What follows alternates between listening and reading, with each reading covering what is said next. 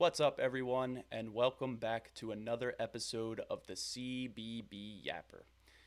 Today's episode is going to be just a tad brief, just so everyone can get a chance to go watch the Super Bowl this afternoon. But for today's episode, we're going to break down the loaded weekend of college basketball that just took place here. I'm going to address some of the takes that I've been seeing about a specific team that I think is just getting a little disrespected here lately. And then we'll end it with some of the games to watch between today and Thursday's episode. So without further ado, let's get into it. Starting on Friday night, we had St. John's versus UConn. This was a game between two of the best teams in the Big East, and it certainly did not disappoint. It was a great game for pretty much the entirety of it, but St. John's did just start to pull away there at the end of the second half and ended up winning by a pretty decent margin. I thought Ejiofor was extremely impressive for St. John's. I thought he just looked incredible on both sides of the floor. He poured in 21 points with 10 boards, 7 assists, and he even added 2 steals and 3 blocks as well. Just an incredible night from him, like I said, on both sides of the floor, and was just an absolute monster. I don't think that this loss is really anything to concern yourself with if you're a UConn fan. I personally have been very high on St. John's through the entire year, so this is not a loss that I would necessarily hang my head over, but I think it is a sign of how good St. John's actually is. Like I said, I've talked very highly of them pretty much all year. I had them in my top 25 still when everyone had them around the 35 to 40 range in the beginning of the year. I have just really stuck with this team and thought that they were a legit team, but it's still just a 3-team race out there in the Big East. I don't really think anybody is going to compete with those top 3 teams throughout the rest of the year here, but Nova, UConn, and St. John's are going to just remain on the top of the Big East till the end of the year, and it will be kind of fun to see how this is going to shape up towards the end of the year here, especially with UConn dropping this one. They have 2 pretty easy games coming up, but then they have another tough matchup with Villanova, and they're going to go into Villanova in 2 weeks. So I'm really going to be looking forward to that matchup. Obviously, I expect UConn to bounce back here in the 2 games that they have against some pretty lackluster teams, but they're definitely going to need to get some momentum back here before they go and take on Villanova. Up next, of course, it's my Duke Blue Devils versus UNC. How do I say this? I'm not going to spend a lot of time on this game just because, yeah, there was a lot of things that I think I could say that's just going to make me sound biased. So I'm just going to hold my tongue on that one. But yeah, tip the cap to UNC. They won. That's about all I had to say. I really don't know what else there is to say. Caleb Wilson was spectacular and certainly etched himself in Carolina history. So he had a great game and was hitting just some incredible shots, just some really tough contested shots pretty much all night. And even for Trimble, that was a huge shot at the end of the game. Obviously, as a Duke fan, I'm not a big fan of Seth Trimble, but it was cool to see a guy that kind of stuck it out for UNC for the past couple years and has kind of grinded out a role with them. Hit such a big shot. It was cool to see, but yeah. Shout out to Dame Sarr, though. This loss pretty much erased a Dame Sarr masterclass. He was incredible last night.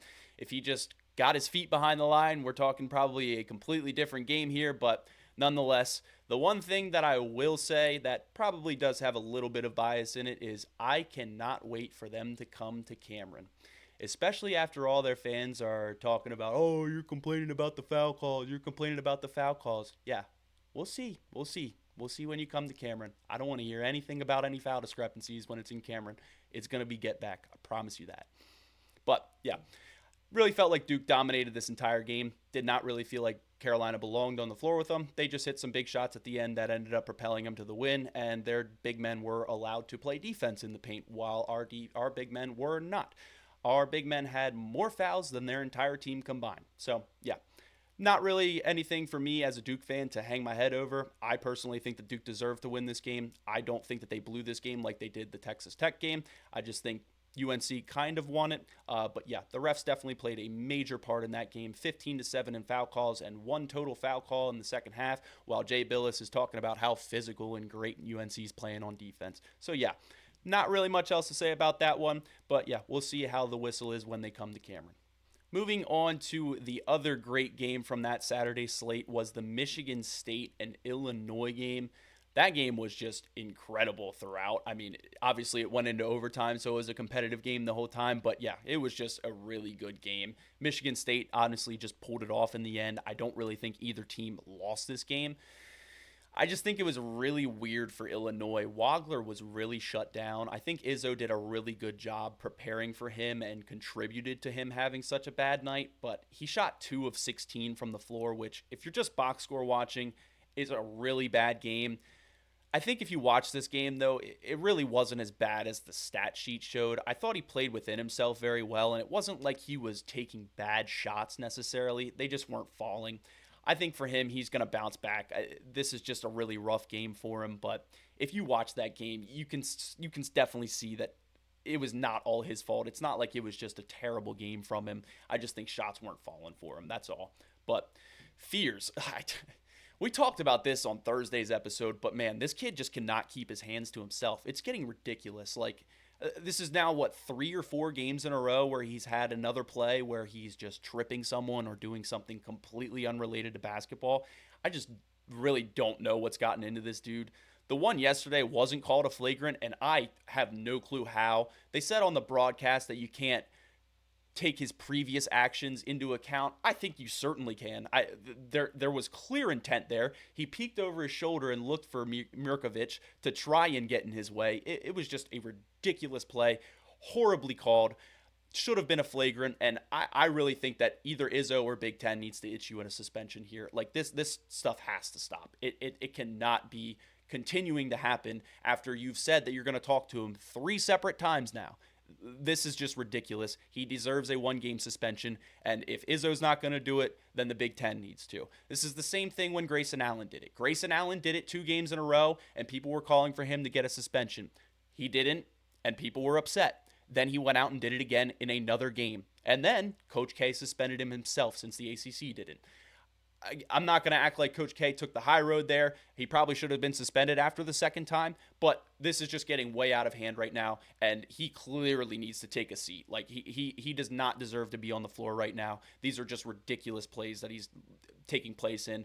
He had a great game, which has been overshadowed by his antics. I mean, he had 26 and 15, which is just an incredible game and showing why he's one of the best guards in the game. But yeah, I really need to see a suspension come from this. This is just ridiculous and just not good basketball. It has no place in college basketball, and someone needs to issue a suspension. Like I said, whether it's Izzo or Big Ten, don't care. Someone needs to give him a suspension. This is ridiculous. Up next was the Texas A&M and Florida game.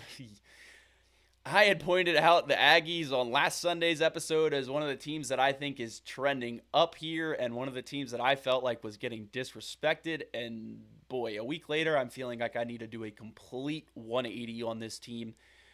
I did call out on Thursday's episode that I did not think this was a good matchup for them. I thought that Florida was going to win this game. Not necessarily as convincingly as they did, but yeah, they just got absolutely blown out and at home by Florida. Their only lead was 2 minutes into the game, which is just really sorry. I mean, that just shows how badly they were beaten the entire night. But yeah, just a really bad week for the Aggies. And after all their fans complaining about their lack of AP poll presence, yeah, I don't think you deserved it. I might have said that last week, but yeah, you definitely did not deserve it. They are just clearly not a good enough team to compete with these top 15 caliber teams. They competed with Bama, but I don't think that's a top 15 caliber team. I don't think Bama is an elite team. I still think that this is a team that can win a game in March, but as far as Sweet 16 appearance, yeah, I don't think that is necessarily realistic anymore. This team just has way too many holes, and yeah, they're going to struggle as the season continues here, especially as they get deeper into SEC play. But Florida, on the other hand, like I said, they're playing like one of the best teams in the nation. This has been a team that I've been super high on all year and just continue to expect them to grow and get better and play their best game as they approach March here. But yeah, this Florida team is legit, and I honestly think they are pretty easily the best team out of the SEC right now. Up next, I had talked about Houston and BYU on Thursday, and this was a game that I was really looking forward to. I thought this was going to be a perfect opportunity for BYU to bounce back and show that they are an elite team. However, I think it just really showed their main problem once again. I'm gonna sound like a broken record here. I mentioned it on Thursday, but BYU is just getting no production from anyone not named Saunders, Wright, or Dabansa. It's just really becoming a problem here. Only 3 players, aside from those 3, even scored. And they scored 4, 5, and 5, respectively. Like, that is just completely abysmal. And even aside from that, everyone aside from the big 3 combined for 6 of 22 from the field. Just, like, looking at those numbers is just horrible. It honestly just makes me sick to my stomach seeing Dabansa just get this rough of a shake in college. This team is just not good enough to compete with these elite teams. With Dabansa, I think the sky's the limit for them, but their role players are really putting a ceiling on this team. If they can't get any production from their role players, if one of them can't score above 5 points in a game, this is just not going to be a team that's going to be that dangerous. I really don't think that they're near a contender if that's the type of production they're going to be getting. You just can't rely on 3 guys to give you 60 plus every single night. That's just not going to be a winning recipe, especially in March when teams are going to put more focus on your best players. As of right now, I would just be putting my 3 best players on Wright, Saunders, and Dabansa, and just letting the other 2 role players try and beat me. Honestly, let them shoot from anywhere on the court, and it's most likely going to be your winning recipe for you. On the other hand, Houston is playing as good as anyone. I really like this team. Flemings is a legit stud and looked like arguably the best player on the floor. Dabansa had a really good night as well, so I wouldn't say that Flemings was the best player on the floor necessarily, but I think it's certainly arguable. I really like this Houston team, even after what they did to my Duke Blue Devils last year, but yeah, I think this is definitely another team that could very easily make it back to the Final Four, and I think they are at the very least an Elite 8 team. This team is just very good and a much better scoring team than they usually are. Really quickly, this is kind of different for me. I haven't really done a section like this before, but it's just something that I keep seeing from people all over Twitter and in sports media. I want to quickly talk about this Miami, Ohio controversy and everybody just kind of diminishing what they're doing right now. I don't understand why people want to try and diminish what Miami, Ohio is doing right now, but it just really makes no sense. I 100% understand their strength of schedule is very lackluster and probably near the bottom of the nation, if not at the bottom of the nation. But can we stop acting like going undefeated in college basketball is just some easy feat no matter who you're playing? I mean, this is just getting ridiculous. Even though they are playing some close games with some pretty poor teams, they're still winning them. I don't understand how you can be tarnished for winning your games. Not every team in the nation can say that they've won all their close games. Duke, for example, has dropped 2 close games. UConn has dropped 2 close games. There's plenty of teams in the nation that are considered elite that have dropped close games or bad games to teams that they shouldn't have. Like Gonzaga. Look at Gonzaga, for example. They just lost to a terrible Portland team. I mean, people were definitely harping on them for it. It certainly wasn't like it got brushed under the table, but I feel like that just perfectly shows the parity that's in college basketball right now and how hard it is to win every game in college basketball. If you have an off night from your best player, you can lose to anyone. If you have a bad defensive night, you can lose to anyone. If the other team has a great shooting night, you can lose to anyone. I don't understand why people just act like 24 is some joke. I just really hate the disrespect that I'm seeing towards them. I mean, I don't think that they're an elite team. I've never once said that. I think that they're a good team. I think that they could absolutely upset someone in March. But to just act like the games that they're winning are just chalked, like they should just easily win them, is just preposterous. I don't understand. I'm tired of seeing the disrespect on a daily basis. I'm tired of people getting on Twitter talking about their schedule while their team has a terrible loss.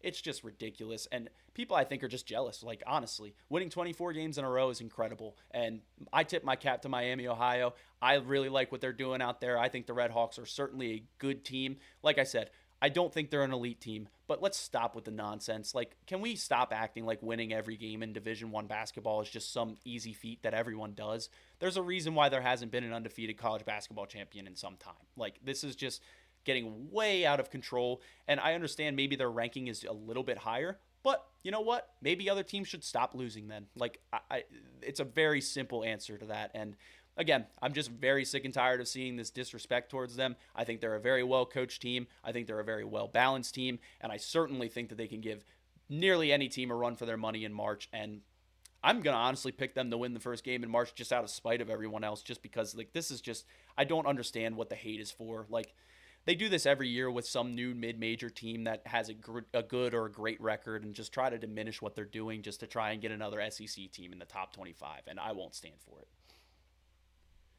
All right, after my little rant there, I did just want to get into some of the games to watch for this upcoming week of college basketball, at least between now and Thursday's episode.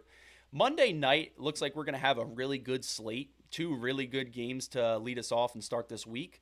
But NC State and Louisville is going to tip off at 7 o'clock, and this is a game that I'm really looking forward to, especially as a fan of an ACC team.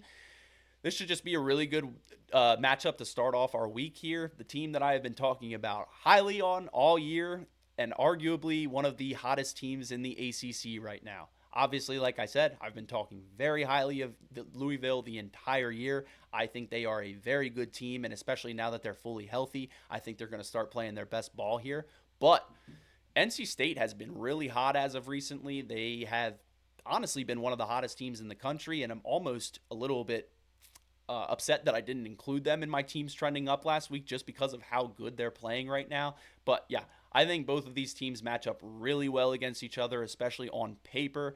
But if Louisville wants to pull this one off, they're going to need another big game from the guy I've been talking about all year in Michael Brown. I mean, he has to be the best player on the floor, I think, for them to pull this one off, especially when he's going to be going up against Copeland. Copeland is certainly not a pushover and is not going to be an easy task going against him, especially on defense. But yeah, I think this is just going to be really fun to watch those two go back and forth specifically. But NC State has 5 guys averaging 10 plus, so I'm going to look for them to try and distribute the ball and get everyone involved. But this should be just another good look at how the ACC is shaping up here. The ACC is much more competitive this year, and there's probably 7 teams that I think could potentially win the tournament. I don't think that there's necessarily that many elite teams in the ACC, but there's certainly a decent amount of great or good teams in the ACC that can beat a lot of different teams in the first weekend of March Madness for sure. Next up, I have Kansas and Arizona. I don't really think this needs much of a preview. This one should be circled on literally everyone's schedule, but yeah, this is just going to be an incredible matchup that needs no introduction. Arizona is the best team in the nation right now. I do not think that that is arguable at all, but I think Kansas is playing like the best team in the nation right now. These are two teams that have just been playing incredible, especially here in the past couple weeks, but I really want to see this matchup between Peterson and Burries. Two of the best freshman guards in the nation, I think, should set us up for an awesome matchup, especially watching them go back and forth against each other on offense. But the other kind of more or less notable matchup that I think is going to be really interesting to watch here is going to be Pete versus Badunga. I think Badunga is playing like probably the best defensive player in the nation right now. He has been insane defensively and almost had a triple-double the other day in blocks. So I think this is going to be a really good matchup for him, especially getting Pete, who's one of the best offensive big men in the nation. I think it's just going to be really cool to see these two face off against each other and see who wins this matchup. But yeah, just great matchups all around the court in this one, and it should set us up for a fantastic game to start off our Monday. Both of these games should be awesome, but Kansas-Arizona is going to be one of the best games of the year, I think. Moving on, we have a game that I had mentioned 2 weeks ago that I was really excited to watch, but that's going to be Purdue and Nebraska. Both of these teams have kind of slid here a little bit lately. I think both of them are still elite teams. Honestly, both of them are elite. I really do believe that, but Nebraska just lost 2 in a row, and Purdue just recently lost 3 in a row as well. Both of them did just recently get back in the win column yesterday, so not necessarily taking that losing streak into this one, but they both are going to need this win more than air itself. If Purdue wants to win this one, I think they're going to really need a big game from Trey Kaufman-Renn, especially on defense. I mean, he's going to have a really tough matchup in Stanford, and he's going to need to play some good defense in order to slow him down. He has been playing like one of the best players in the nation recently, and I am, again, really looking forward to see how this matchup plays out. I think this week is filled with a lot of good individual matchups as well as team matchups, but the individual matchups this week are just going to be super fun to watch. If I had to take a side in this one, I'd probably give the Cornhuskers the edge just because they're at home, but I think both of these teams need a win just as badly as the other one does, and certainly are both going to bring their best efforts on this one. I am really looking forward to this one as well. Honestly, looking forward to all these matchups, but yeah, this is another one that I think everyone should have circled on their schedule for this week. This is just going to be an electric matchup, and both teams really like to push the pace, so I'm really looking forward to a high-level, high-scoring game in this one.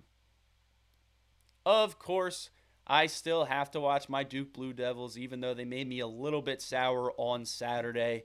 But yeah, after dropping a tough one on Saturday, they just have to bounce back in this one. It shouldn't necessarily be a tough one to bounce back in because Pitt has been playing pretty terribly all year. I mean, I don't think there's any way to really sugarcoat that. They have just been a really bad team the entire year, and Duke should run them off the floor in this one.